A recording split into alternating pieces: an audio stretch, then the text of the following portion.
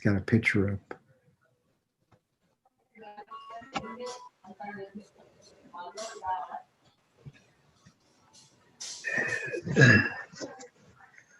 Oh. Yeah, it's not me. It's not showing me though.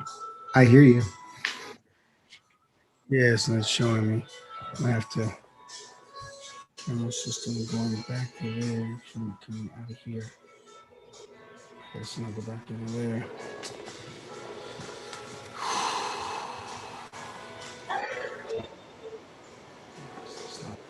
Oh. Oh, it should show me there. There you go.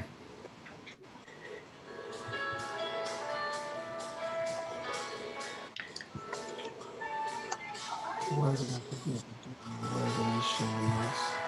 Hey, Calvin. Yes. If let's see, can you hear me if I use these? Can you hear me or no? Yeah, I can hear you. Oh, you can hear me? Yes. Okay. I think I'm going to use these because Okay.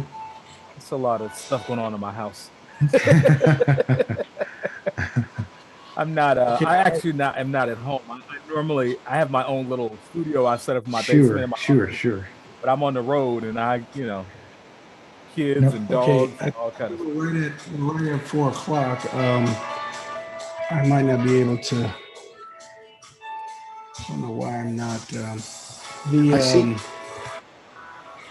Yeah, I'm not getting the. What's going on? I think we're on now. Yes.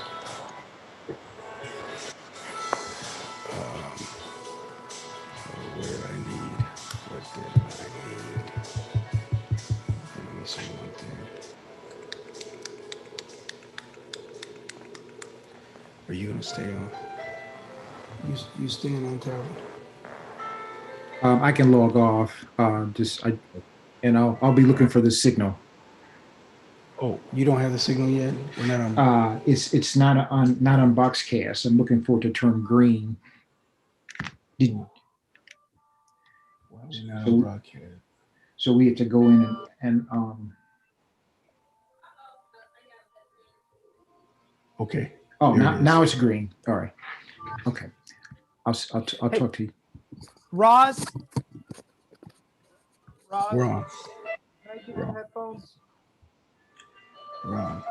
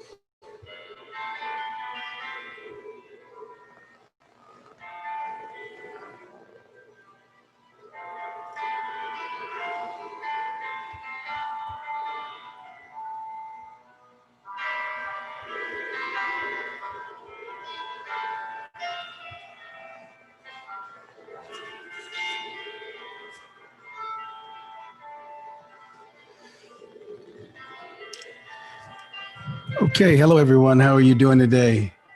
We're getting ready to come on and address what we're going to call our continuation of looking at religion and politics and how those two things blend together. So therefore, I've invited back Ted Williams to come back with us, Professor Williams, and to have this discussion as we look at these very promising issues that we need to deeply continue to understand and to know what the Lord is saying to us. I'm excited about talking about this issue, particularly with everything that's going on right now. There's just a lot happening right now. And so I thought that what we would do today in particular is to take a moment to address this kind of transitional timeline and then discuss some of the things that happened along the timeline as we kind of went through the process. So I want to talk about the transitional timeline and what happens with the transition of power and what that timeline is, and then what has happened along the way, what has occurred. And so we're going to talk about some of that with Professor Williams, who is a professor of political science. And we're very glad to be able to look into these particular issues today. On today, I'd like to take a look at these issues that are laid out. Presidential voting timeline, and so that we're clear on issues of November the 3rd. We'll talk about December the 8th, December the 14th, December the 23rd, January the 3rd, January the 6th, and January the 20th, a date still yet coming and still in front of us. And so that's what we'll be looking at today in particular as we kind of go through this together and have this discussion. I think it's real important that we do have a discussion about how Christians are able to see what's going on and how we're able to speak into the process. So again, I'm on with Ted Williams, and I'm going to ask Ted Williams to spend just a moment introducing himself and telling you all about who he is and what he's doing and some of the ministry that he's doing. He's doing a lot of virtual ministry, and I'm sure he wants you to know where else you see him and get additional information from him. This is Ted Williams the third. Hello, thank you so much, Dr. Reynolds, for having me again. I'm Ted Williams III. I teach political science in the city colleges of Chicago. I teach American politics and state and local politics. I also teach a course in international politics also, and have done a number of things in the political space, run for office and done some commentary, written a couple books, contributed to some books, and I'm a person of faith, and I've worked in ministry as well, much of my life also in all kinds of ministry capacities. Right now, we are doing a virtual house church that we started at the beginning of the pandemic. At one point, we were doing help to plant a church and that sort of thing. And right now, really, we just came out of our service talking about this week and how the Bible gives us guidance for all of these perilous times. And we just actually studied the book of Amos this morning, really looking at King Jeroboam and a number of the social conditions that were going on back at that time. So, am I okay for your audio? You guys can hear me clearly? Exciting. Awesome. We sure can. We're hearing you very clearly. Okay, yeah. Wonderful. Tell me a little bit about as we kind of look at these levels of importance and what's going on, what's happening in front of us. Tell me a little bit about how you have been able to tie in religion and tie that in with politics. Tell me a little bit about that. I'm sorry, Pastor Reynolds, can you say that again, please, for me? Yeah, how you have entwined religion and politics together. Talk a little bit about that, because some people may still see it as being controversial. Sure. So I will say very clearly that, with all due respect, I've done none of those things, right? Who am I to integrate religion and politics? Religion and politics already existed, very heavily intertwined for hundreds of years, thousands of years before I showed up on this earth. So, I just try to connect a couple dots here and there. But, I'll tell you once again, if you look at this is fresh in my mind. We just talked about it in the book of Amos. Really the prophecies and the condemnations of the state of Israel at the time were all sort of political condemnations against King Jeroboam, who had reigned over a time of great economic prosperity and yet had also reigned over a time of great injustice. And really, when you look in the scriptures, justice and righteousness in the Old Testament are used really interchangeably in a number of ways. Collective justice versus individual justice, two different Hebrew words. Zedekah is one of them that we've talked about. And really just this notion that we would do right by people in our collective spaces, and that we would exercise the justice of God, right? You could make the argument that justice is as discussed in scriptures, if not more, than many of the things that we talk about on Sunday mornings.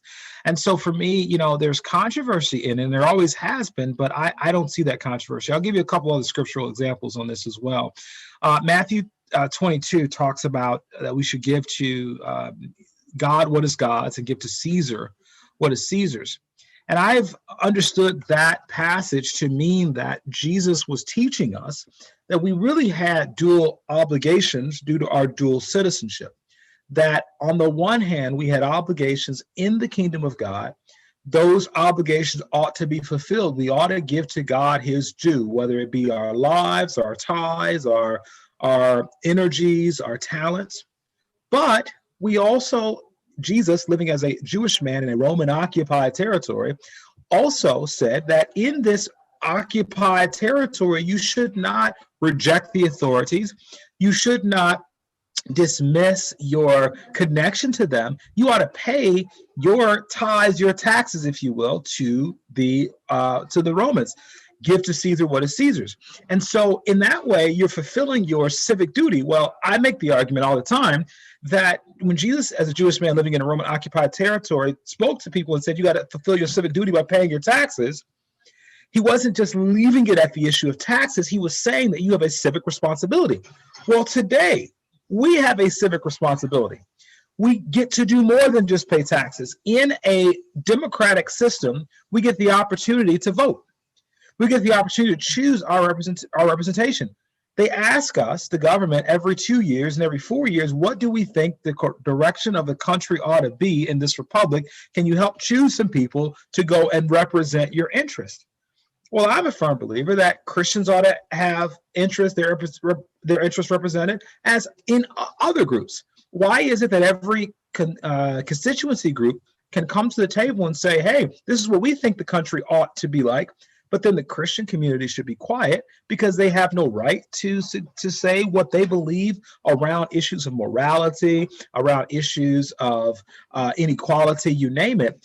In politics, and I'm sorry, Pastor, if I I'm going too long on here, but I am so convinced that the call of the hour right now is that people of faith really understand their role in this society, and how significant it has always been historically and how significant it is right now. So in politics, I teach that there are two parts to the definition of the word politics. One is who gets what, where, why, and how. But the second part of that definition is the determination of what is right and what is wrong in a society. In the German and French languages, the word right and the word law are interchangeable. Law means right. When we make a law, we are saying what we believe to be right and what we believe to be wrong. Well, who's better qualified in the world to address the issue of right and wrong and morality than people who serve a perfect God, right? And so for us, it is all about us saying to the country, we believe that these laws ought to promote, encourage, and sanction what is right, discourage, and punish what is wrong.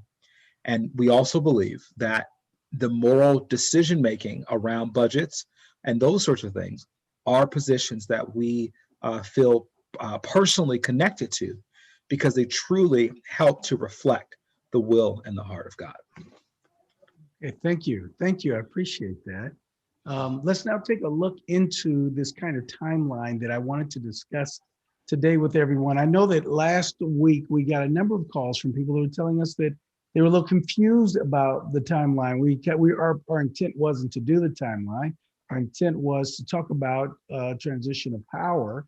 But we did discuss the timeline. So I thought today, in light of the number of questions that were given, that we'd come back through that timeline and have a discussion about it, and perhaps talk a little bit about some of the interaction that has happened this year as we discuss some of the timeline. As I was saying, this is particularly what we're looking at. We're looking at this November 3rd. We're going to look at December the 8th, December the 14th, December the 23rd, January the 3rd, January the 6th, and January the 20th. There may be some other dates there, but those are the big ones I thought we could travel through on today. And so the The first one that I'd like for us to talk about, Professor Ted, has to do with this November 3rd election day. So it's the big date that we come out to elect, and it's particularly to do presidential elections. And so this is the first step in this kind of timeline of the beginning of the process going forward, where we do voting over all 50 states. What is probably not as well understood is that we're really voting for a slate of electors who are pledged to support candidates in a later voting. So when we vote, the popular vote, it's really to vote for electors, and those electors then speak for us later. And so sometimes we think we're voting for the president, but we're really voting for electors. Could you talk to us a little bit about the Electoral College so that Christians can understand that process and what our founding fathers thought they were doing when they created it? Sure. So the Electoral College really gets its genesis in 1803 through the 12th Amendment. And what we see is there is an effort, particularly to give southern states, or smaller states particularly, more not southern states, to give them an advantage. So here's how this works. So the Electoral College is essentially a political compromise, right? What the Electoral College does is it says that if you are a smaller state, you still will get some level of representation. If there were no Electoral College, the areas with the greatest population would be the areas that determine the presidency completely. So you would look at a city like New York, like Chicago, LA. Between those three cities, you've got something almost 30 million people in those three cities alone.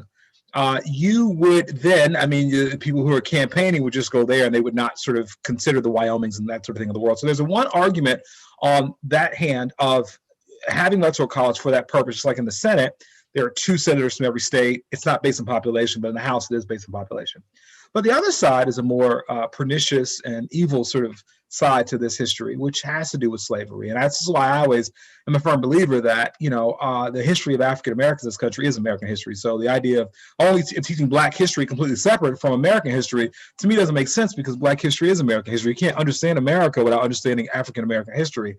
We ultimately are really one of the reasons for the Electoral College in that southern states, coming off the heels of the Three-Fifths Compromise, which said, and I know people don't know this about the Three-Fifths Compromise, but the Three-Fifths Compromise was promoted by southern states. So a lot of times by northern states. A lot of times people go, oh, the Three-Fifths Compromise is just about African Americans not being full human beings.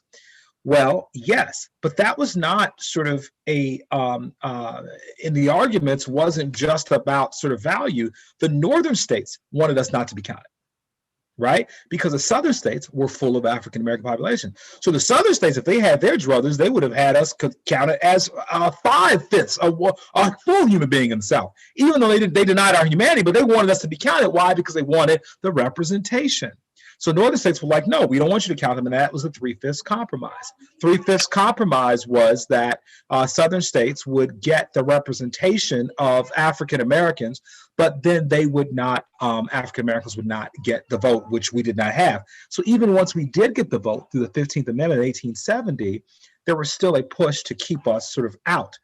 But the principles of the Electoral College, that you would have different states would have different representatives around this area, kind of stayed true. And so southern states who ultimately would have been denied access to sort of full equal participation if we did a full vote, particularly those smaller ones, pushed for the Electoral College so that they could continue, unfortunately, to benefit off of our numbers, but not give us the vote. Now that we have the Electoral College is in place, we're voting for the Electoral College on November the 3rd. Of course, it would be a foolish question to ask you whether we Christians should be out voting on that day, because of course we should be, or be prior to that date, because we do either early voting or we send our vote in. The process for ensuring that our vote is representative and that it is correct, that it's right. I know there's been a lot of questions about whether the voting process was a clean one, or a one that was semi-free of some kind of hijacking of the vote process. Any comments about the credibility of voting in the United States? Absolutely. So the United States has a long, long history of voter suppression, right? We understand very clearly that though African Americans were given the right to vote through the 15th Amendment in 1870, it wasn't until really 1965 that vote was really secured because of things like jelly bean tests. You guess the number of jelly beans in the jar, you can vote. Grandfather's clause, if your grandfather could vote, you could vote. Literacy tests. Poll tax. If you could pay the money, you could vote. So all those things were ways to say on paper, we're going to give you the right, but in practice and principle, we're not going to do so. So there is a history.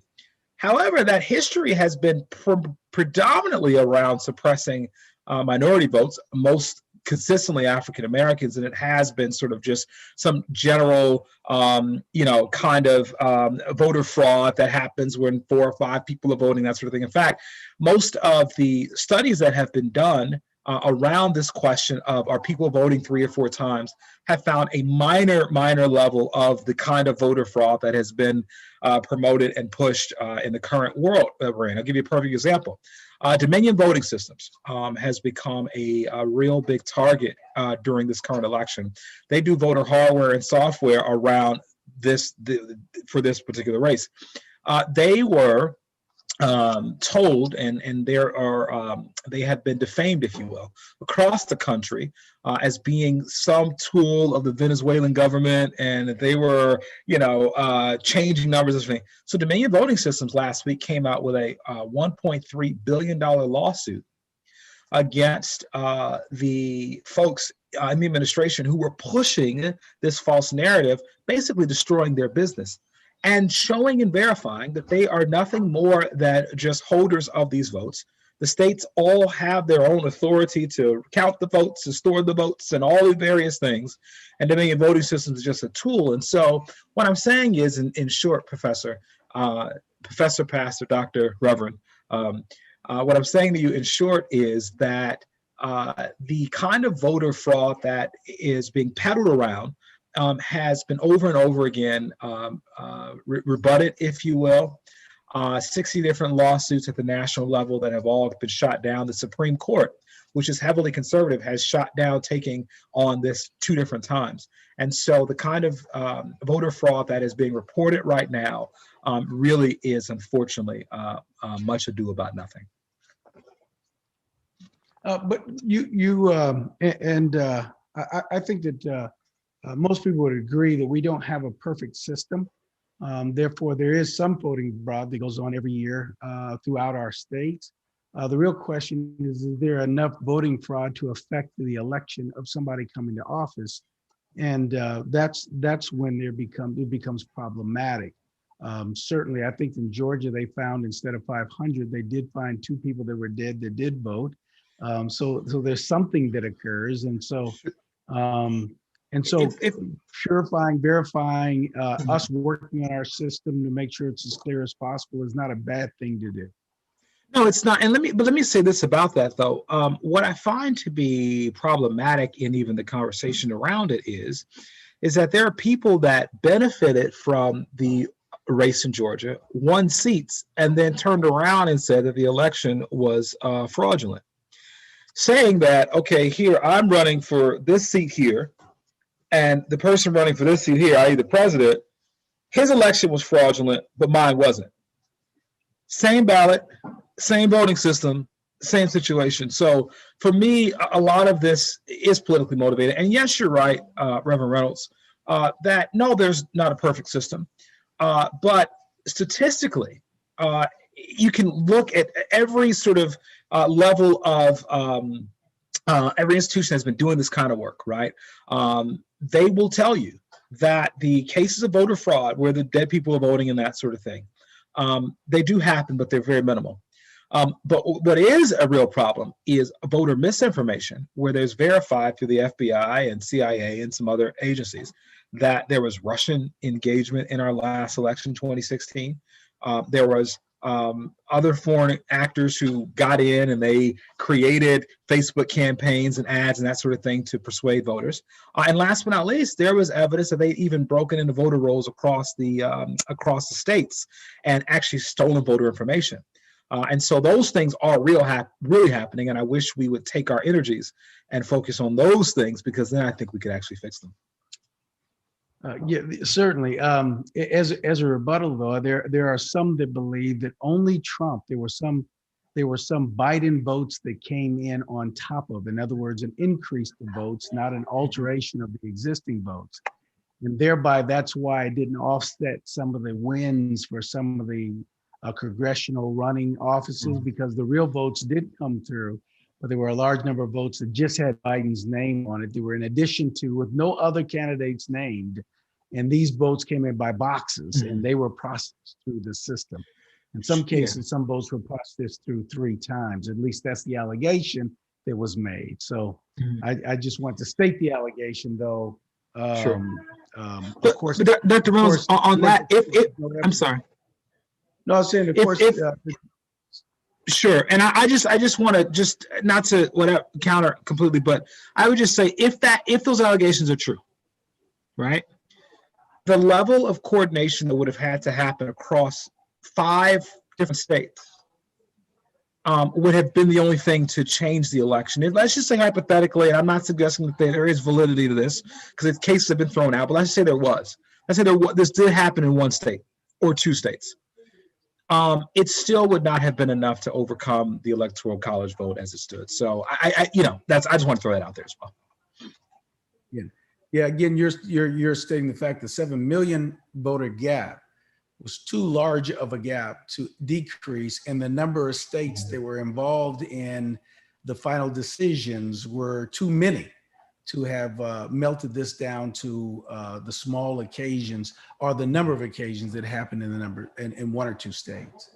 But November the 3rd, important day, it's election day. We should be involved in it. And as you stated earlier, Christians should participate in the November 3rd date because we should be voices in the determination of the direction of our nation. Let's look at the November, let's take a look at the December 8th date. The December 8th, it's called the Safe Harbor Deadline, the Safe Harbor Deadline. This is known as the date that the Congress cannot challenge any electoral names by this date in accordance with state law. So by November the 8th, the state has to say who those electors are before this time. And Congress has a right to challenge some of that electoral college people before then. And it's the safe harbor date. But after that date, those electoral college members then become much more permanent and less likely for Congress to make a challenge about who they are. So again, this is one of our safety checks that are in our system. Not only does the state select people to be electorals, part of the electoral college, but that the Congress has an oversight of those people and can engage in discussion about who's been chosen. That's something probably a number of our watchers, listeners today may not know about, but this is another check and balance. It is. And, but, I would say as well, most of it is a checks and balances system really against the states not sort of getting their act together, right? So there have been times in history where the states have had division around sort of who the electors were voting for.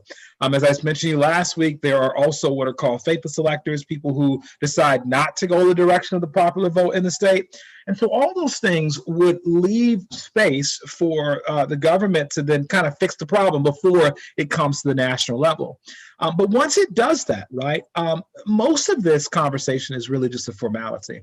And I would argue that really after the certification of the popular vote, every state, as we said, has a different sort of system for how they do this. I know it's only 2 states that do proportional votes with the Electoral College, but the rest of the states are winner take all. After that time, then once the states make their decision, because please understand, the system of government we are in is a federal system in which the states run the elections. Let me say that again. Our system of government, the states run the elections. There's no, outside of the presidency, there are no national elections in this country.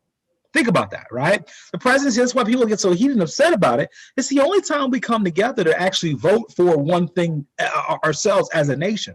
We don't vote for senators together. We don't vote for House representatives together. We don't do anything. So the presidency is so intense because it's the one time we all get to come together. The states then ultimately have that authority. And once they certify those electors, right, on December the 8th, then really everything else is a formality.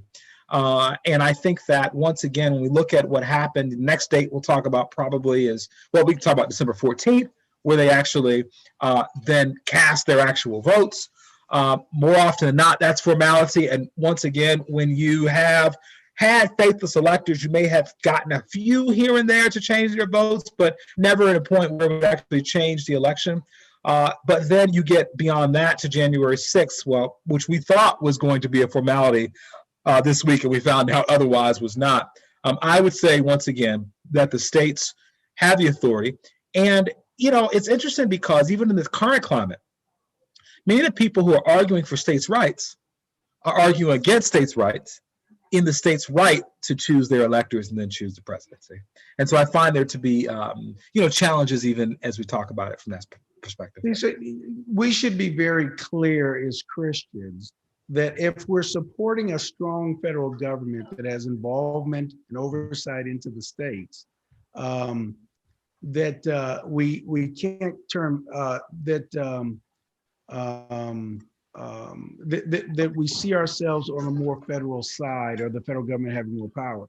If we see ourselves with the state having more power, then again, we have to allow the states to have that kind of power that we say that they should have, and governors and internal secretary of states to be able to do the things which they're able to do in terms of power within that state. Go ahead. No. And honestly, I'm not going to say that those things always work, right? So, the country, let me just kind of put this in sort of historic context. The country has been divided on the question of federalism since the ratification of the Constitution, since pre-ratification of the Constitution, right? Federalist Papers, all of this, there's always these battles have been from the beginning of American history between the Federalists who wanted a strong central government and the anti-Federalists who wanted states' rights. And every iteration of a political party across this country has all either attached itself to the states' rights ideology or the federal government ideology. And people of color, by the way, have traditionally and historically been more on the Federalist side because the federal government has historically only been the only entity that has protected civil rights. So it's not that, say, people of color just love the Democratic Party more than they love the Republican Party today, right? African Americans were originally Republicans, and of course, history has changed that. But what it has been is that they've always been Federalists. That has never changed. Never changed. People of color have always been Federalists because the federal government has been their only protection. When it came to states' rights, states had always decided that they were going to capriciously, discount their rights and their livelihoods, at will. And so that has been really the journey there. And I think that it's important when we think about it. So it's not that there are not times where states do better or federal government does better. I think that you can look at it and go, well, it's six in one hand, half dozen in the other, depending on the issue. But I will say that overwhelmingly and consistently, marginalized groups have trusted the federal government to protect their rights, have therefore been Federalist, have therefore been for central authority. And oftentimes it's been those who do not need the protection of the federal government who've been for states' rights, except for in this situation where now people are talking about let's overthrow the state's decisions in this election. Okay. Certainly, as we look through this situation and make sure everybody gets an understanding of that diversity that's there, becomes a very important issue for us. But again, that safe harbor deadline date is the last date the Congress has an opportunity to involve themselves in the electoral people who have been chosen by the states themselves. Well, let's look at the December 14th date. You got a little bit in front of me, and so I'm trying to catch up with you right now. So let's look at this December 14th date that we have here. And what did I do? Let's look at this December 14th date. And so on December 14th, it's this is the date when electors are required to meet in their state, cast their votes for the president. This is the day that all the electoral college then meets in their state, and they actually cast the vote for the president. Now, we need to be, I need to be careful here to make sure that we enumerate that it's really the vote of the president and the vice president, that both of them are voted on together. And so it's the vote for both of them. So it is our national vote, does include both the vote for the president, and we're also voting for the vice president. And so this is the date when the electors are required to meet in their state. They meet in their own state, and they cast their ballot for the president, December the 14th. We saw that this year as being a very big date. And so a number of people were talking about this kind of certification of the date, the certification of the vote. Let's wait till the vote gets certified. Let's wait till the states send in this certification of the vote. How big of a date is this? I do understand that in normal cases, it's kind of perfunctory, but however, it still is the date where real votes are cast for the president. Would you speak to that a little bit? Yeah, so I think, once again, as we've mentioned here, it is significant legally, but has historically really never produced much different than what we have seen the states exercise in their will in terms of the vote. And so, this year, I think when people are looking to kind of create a pathway for a particular candidate or victory or policy outcome, they oftentimes will try every sort of political, social, legal trick in the book, if you will, and they will try to figure out a way. Even in 2016, where there were Hillary supporters who wanted to get rid of the electoral votes in certain states to keep President Trump out. So that happened even in 2016 on the other side. So I really think that this date, we would never even really be talking about it in ordinary times because no one would really care. It's just you stamp that, hey, we voted November 3rd, this was going to happen, and bam, it's over. And this year there has obviously been much more controversy around it. But once again, once the states have certified, and once they have, even on the 8th, there's really not anywhere you can go other than getting the electors to vote differently.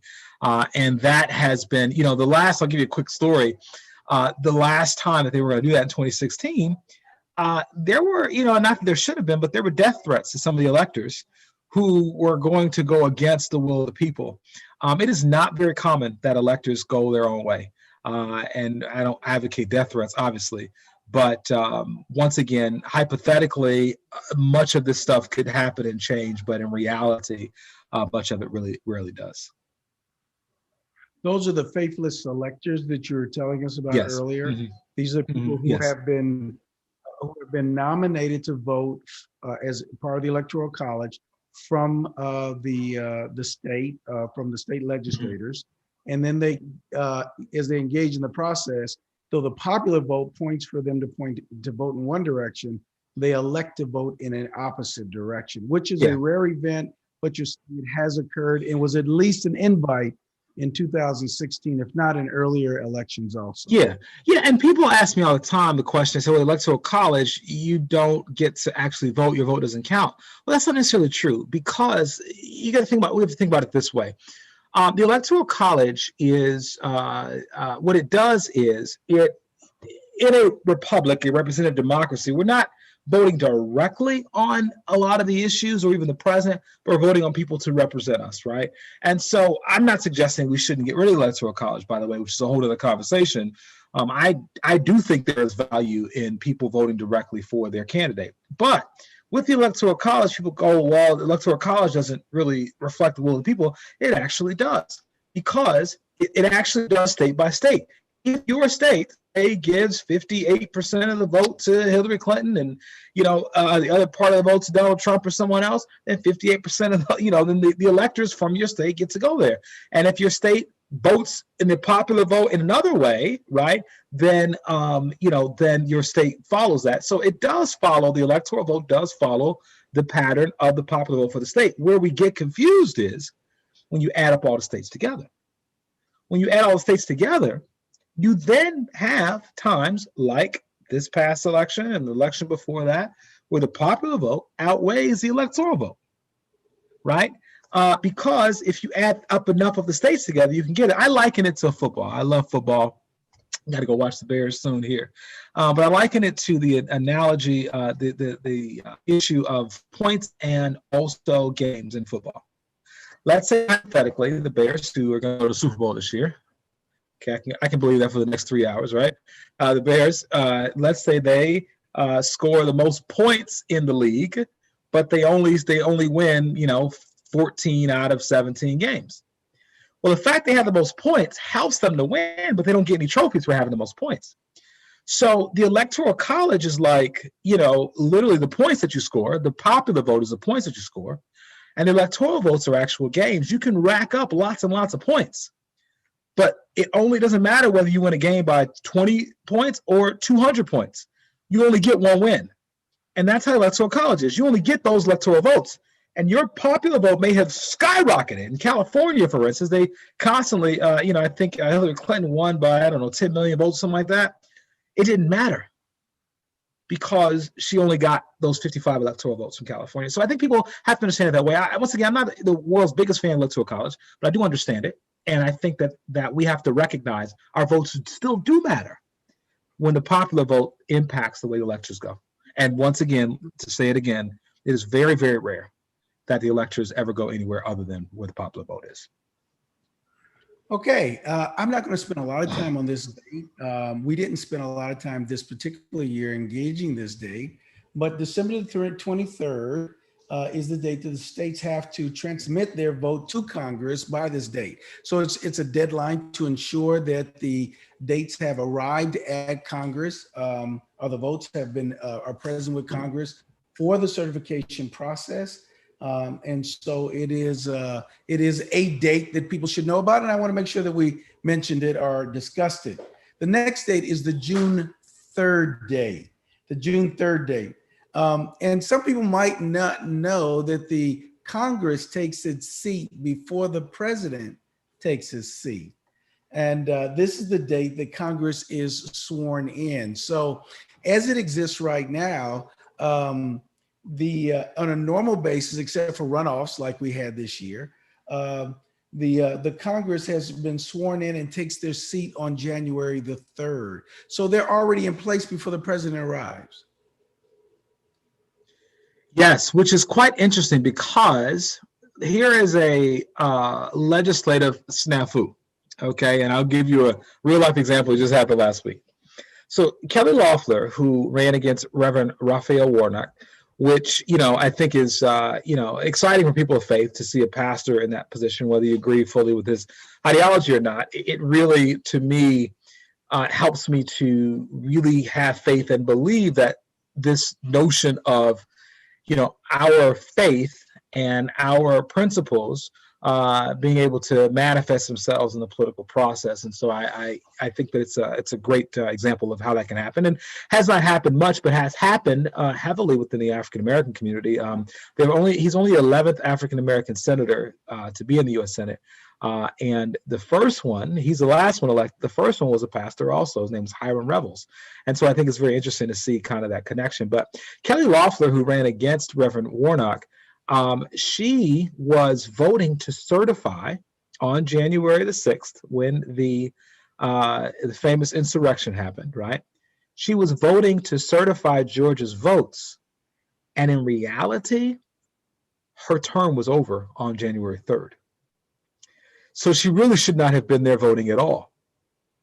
And the question becomes, how on earth did that happen? And I was listening to someone talk about this, and I realized that we hadn't caught, I don't know how the state of Georgia did not catch that. I think because Maybe she had filled a term with someone else, but it was really interesting. And so more often than not, once again, this certification is not that big of a deal. But this year it was a very big deal. And so here you have a senator that was supposed to be out on the 3rd who's still voting. And that's a very crazy situation, I think, because of the special election. But even with that, that's because they had a special election on the 5th. So that's why she's able to do that. But even with that, the question becomes, why is a senator voting whose term is actually officially ended on the 3rd and who wasn't reelected, right? So those are the questions that, you look at and you go, okay, well, some crazy things happen, although these dates normally don't mean that much. Okay, but they're dates we need to understand and we do need to know. And we really needed to know this year because they've been brought to the forefront as a points of discussion. They've been used as part of a dialogue. And so for us to dialogue as Christians, we need to be aware of the dates that are being dialogued about. So it becomes important because this year they became important in dialogue. Let's take a look then at this, the next date that we have here, which is the January 6th date. This is when Congress counts the Electoral College. Yeah. And so for those people that were watching the process, got an opportunity to see where the vice president who serves for the president of the Senate or the president of both parties when they come, both houses, because both houses are together for this. Both houses come together. He then receives the vote, reads off the vote for certification. And of course, during that certification, there is and there was an opportunity for objection. There is an opportunity for objection. Can you tell us about that? Yeah, so the objection would have to come from both houses of Congress. They'd have to have majorities in both houses of Congress to overturn the results of the states. Now, once again, those conversations have only really been about if states have not put forth a unified slate of electors and electoral votes. Those are not for the Congress to decide they don't like the results of a state and then they're going to overturn the states. If the states had not made a decision and had not certified their elections or were putting forth two different slates of electors like happened in 1876 in the Rutherford B. Hayes, Samuel Tilden presidential election, you saw that the electors and the slates at the state level were problematic. And so the federal government got involved and there was the Great Compromise of 1877. But this is not for the states to overthrow these things or overturn them. I mean, the government to overturn it if the states have already solidified it.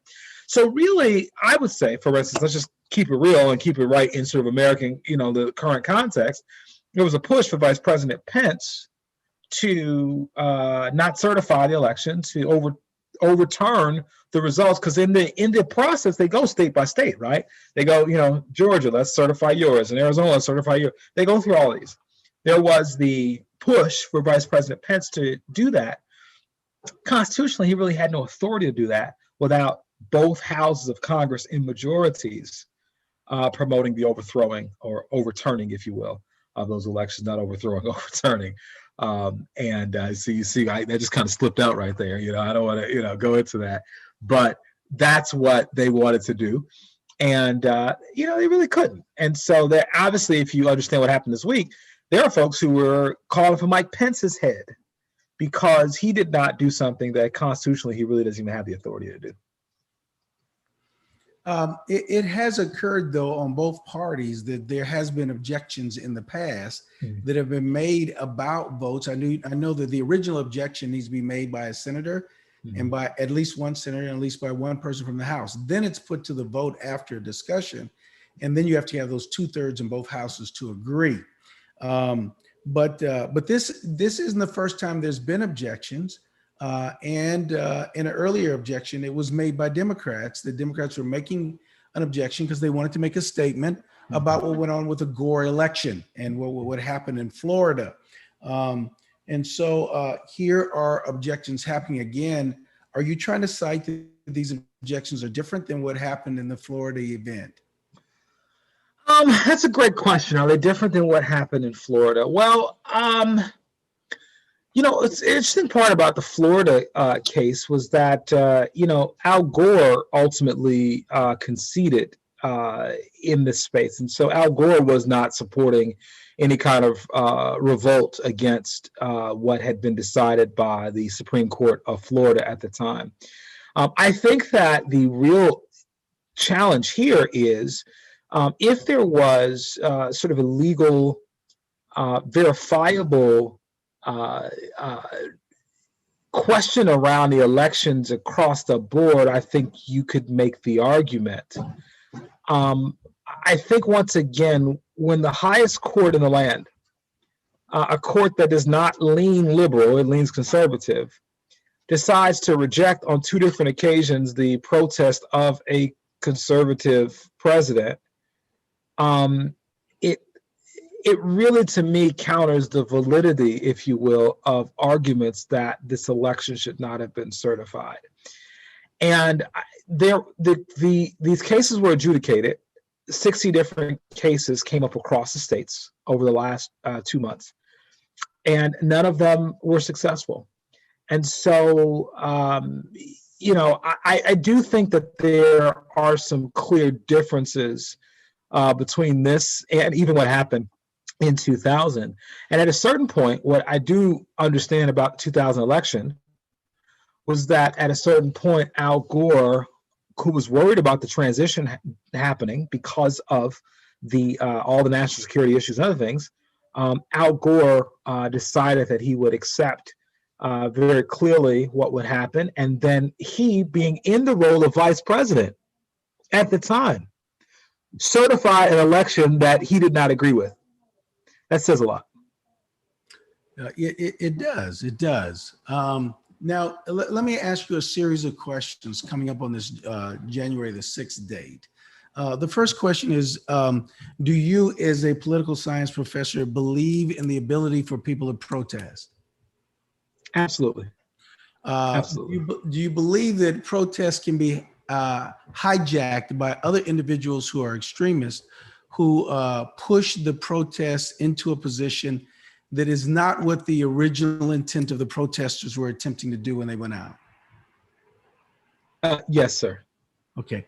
That can happen. Do you also believe that if people are in disagreement for how the election process happened, that showing up in Washington and trying to exercise their amendment right to have voice is a legitimate option for them? Absolutely. Okay, so do you agree with the way by which the exercising of one's rights were practiced on January the 6th in Washington, D.C. during the voting process, or the certification of the votes from the states? So let me these are yes or no questions. I'm gonna go no. I feel like I'm on a hot seat here. That's okay though. So I'm gonna go no on that question, and I'm going here's why. And I want to take a step back into some of the other questions. So, do I believe the possibility of protests being hijacked by other groups exists? Of course it does. But the FBI just came out with a statement 2 days ago that said that the particular protest that we just saw at Capitol Hill was not hijacked by Antifa or somebody else. The FBI just verified that these folks were who they said that they were. And so in that scenario, although I believe in the possibility, obviously that's not reality. Also, secondly, when protest turns into insurrection, turns into what I would say is a level of domestic terrorism, that's a whole nother level. And so there is a huge, huge difference. Even though I supported many of the protests over the summer, once they turn violent, I can no longer support what's happening there. Now, the vast majority of those protests were peaceful, but I could not support the violent aspect of it in terms of property damage, et cetera, et cetera. I think in the same way, this was not only an issue of property damage, but this was a threat to national security. The fact that Speaker of the House's office was ransacked, her laptop was stolen, There was, by the way, potentially social media intel that suggested that this was not sort of just a random, we're going to be fired up and then decide we're going to go to the Capitol, that this was planned, that this storm the Capitol movement was orchestrated, and they knew they were going to storm. And so, to be very direct, our current leader, I would make the argument very clearly, did nothing but incite those folks to move forward, if not fully directly, but more, I can't even say indirectly, I think very, very closely to pushing that. So I just want to make sure that that's clear in that as well. Of course, protest is a right, but what happened here was way beyond that and should be prosecuted as such. Do you believe that there were Republicans that day that their lives were also in danger? Like, was Pence's life in danger that day, Vice President Pence? Of course it was. When you have a crowd, I mean, here's a challenge in America. We love to look, I hate to say this, at certain groups as threatening and certain groups as not threatening. When you have a crowd of people that storms in and there's video and audio of people chanting that they want to hang Pence in the crowd, how on earth can anyone look at that and go, oh, well, they were just joking?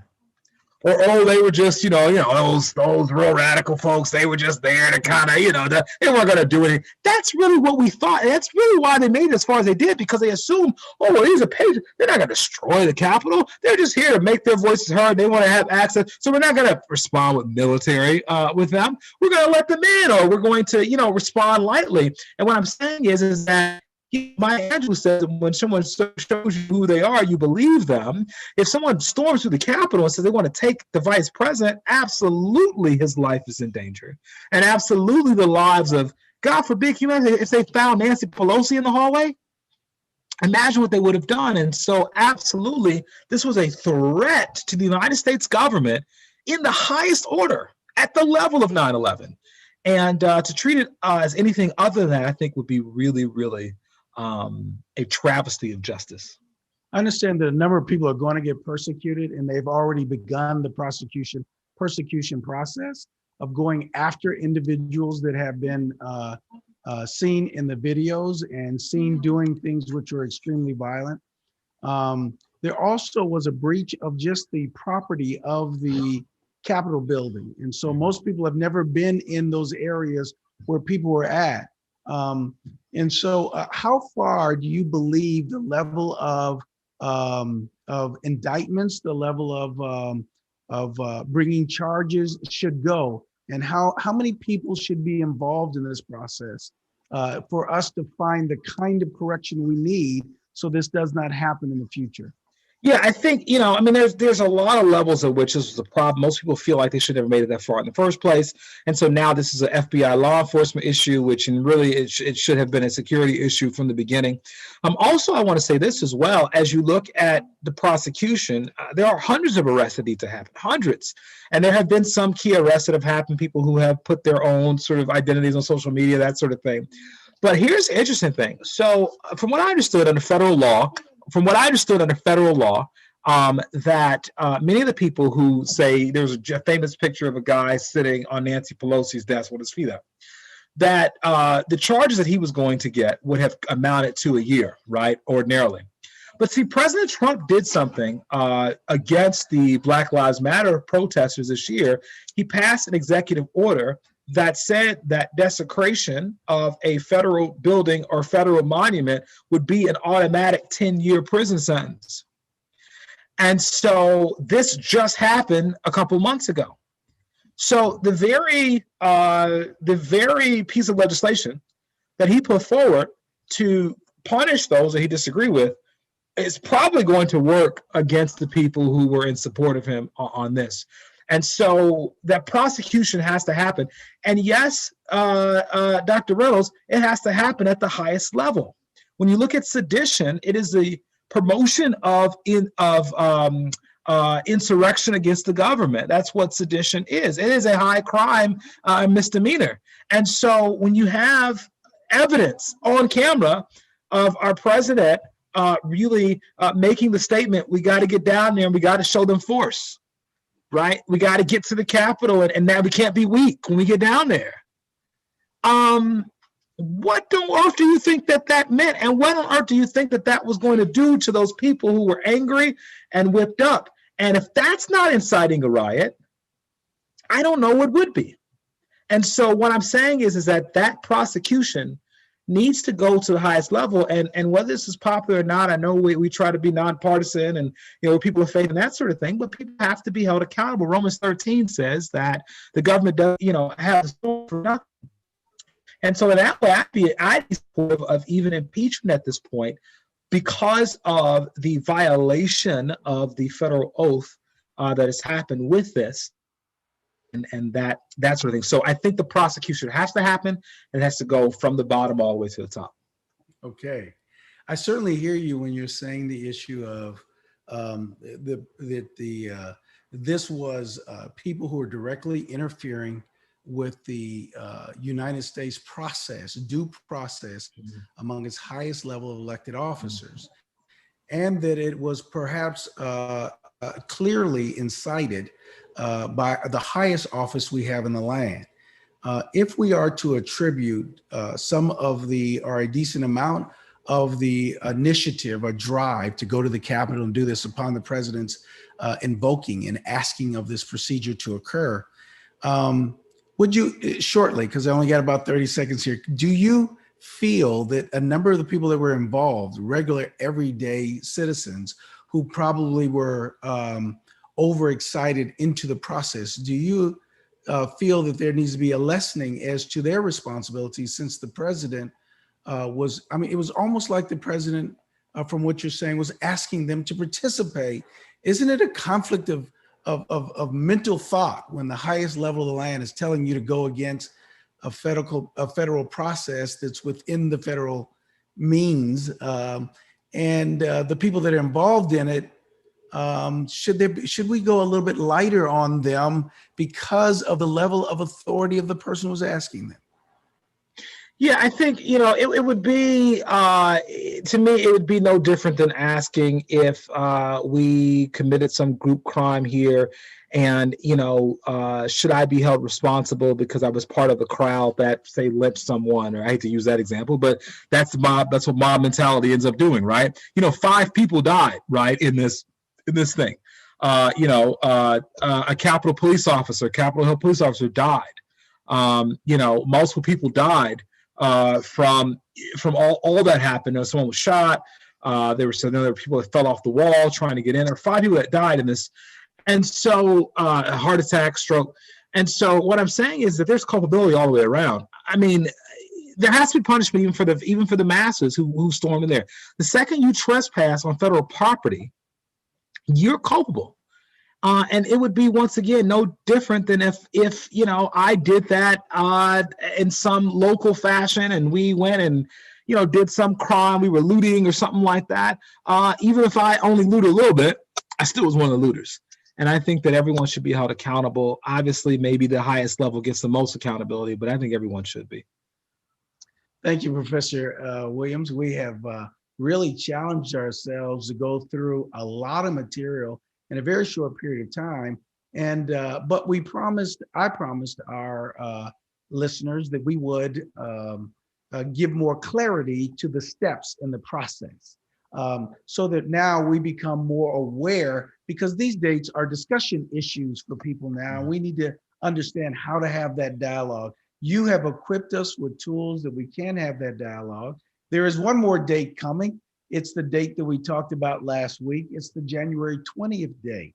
And on the January 20th date, it actually informs us and lets us know that by noon on that day, the Constitution says a new president will begin, needs to begin their term. And so that is that peaceful transition of power that is there.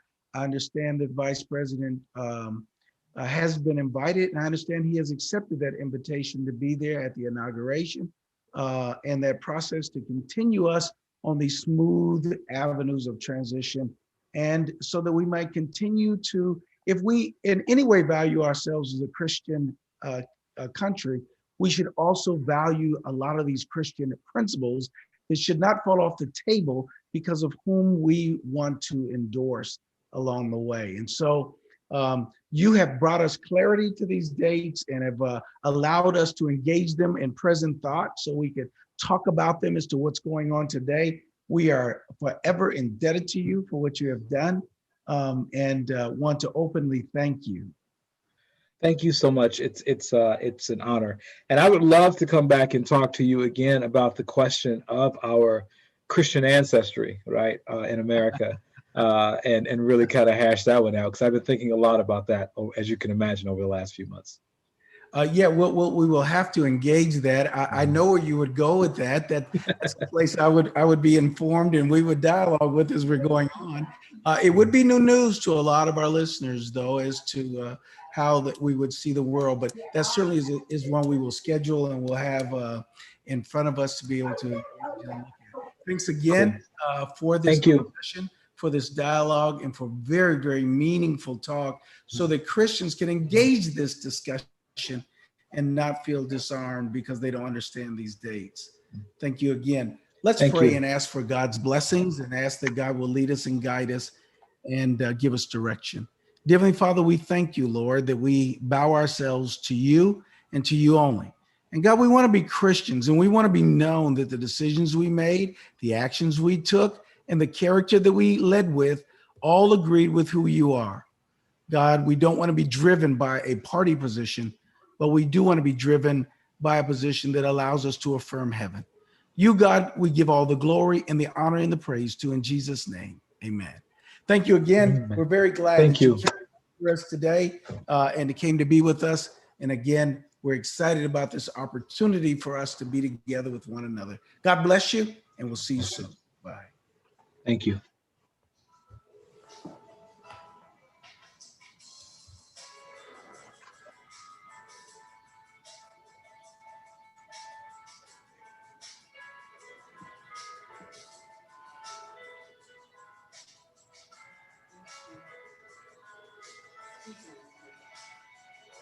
He can close that.